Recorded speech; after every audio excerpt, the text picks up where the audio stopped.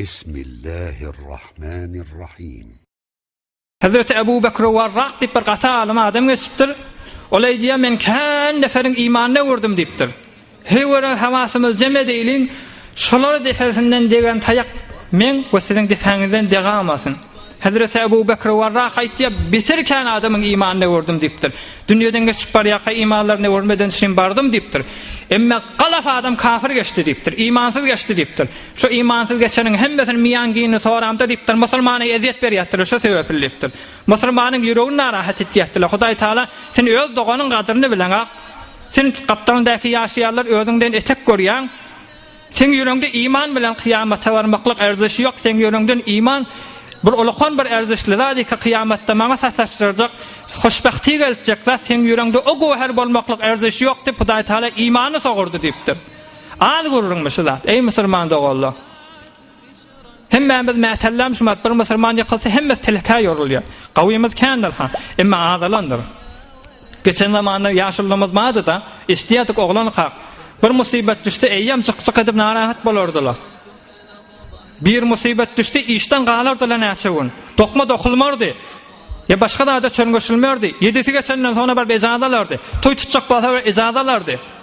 Näme diýip şey diýýärmişdik? Musibetin, doganyň musibetini öz musibetin tasawwur edilýän zamanmışdyk. Meşe zamanda edilýärmi? Hem saýaýlyp du kejebe uğratdy. Ihtiram nirde, erziş nirde. Musulman aham bil. Kıyamatda hemmemiz ýüşüp gülüşüp ýaşarsymy näme? Peygamberimiz dua edýänmişdik. Allahümme erina haqaiqal eşya'i kema hiye. Ya Rabbim şu her zady öz erzişine göre öz boluşy alaqmaga kökez diýänmişdik. Şliwan felax görnse näzir bolarmaga men derdim bolarda meriz bolan. Musulman doganymda men düşman görsem meriz adamdyrda. Erina haqaiqal eşya'i kema hiye. Peygamberimiz dua edýänmişdik. Ya Rabbim her zadyň bolşun şu boluşy alaqatmaga kökez. Musulman doganym dogan et. Kafirler düşman et.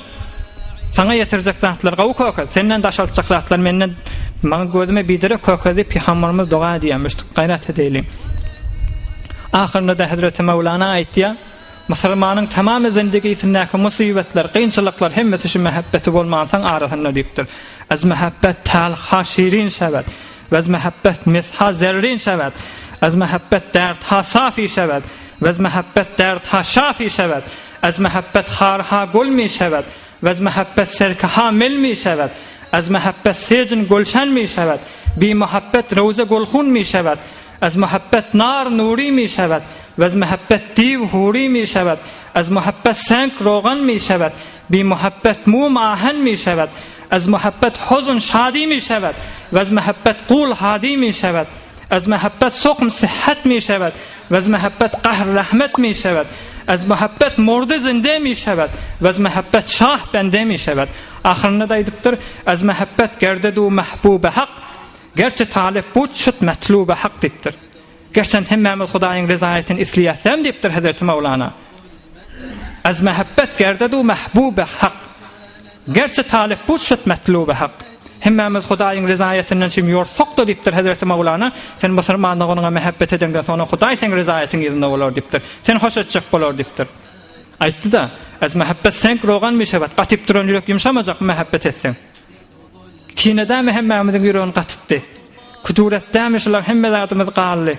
Peygamber diýişimizi görüp bilemizak, ýaşaýşymyzda lezzet ýok. Bir musulmanyň öýüne mehman bolup barjak bolsa kezal mukafat. Narahat bolanmyka, bolmanmyka, näme diýip arada kine bar. Şu kineler aýra bolsun. Hazreti Ebu Bekir Varrak aýtdy hem ýa. Musulman doganyň bilen mehabbetil ýaşamasaň iman ýüregiňden çykar diýdi.